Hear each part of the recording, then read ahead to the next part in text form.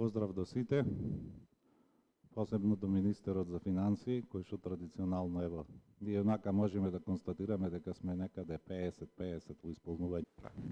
COVID кризата што секако ги стави под уште дали тоа јавен или приватен сектор.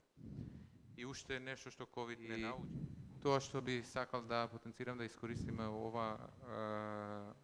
овој денешен состанок е како треба да имаме јасни критериуми, дали станува збор за мали, средни или големи предпријатија.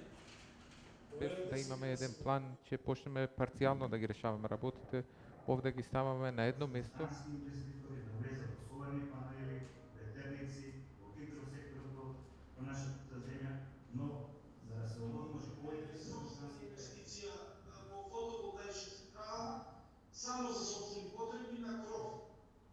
Во однос на со сопствени, таа беше реализирана на многу демотивирачко за нас како инвеститор, стратегија на поддршка на индустрија на странски инвестиции.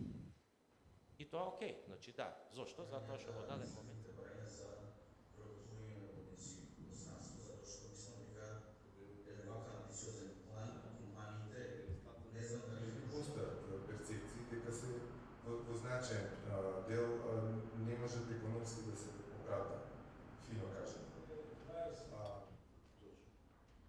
Пристапот кој го имаме во минатото, денес сме била таа немам тврди дека е најголемите пазар утре за годишнината ќе биде. Благодарам на сите што беа приклучени денеска на оваа презентација. Благодарам на присутните тука.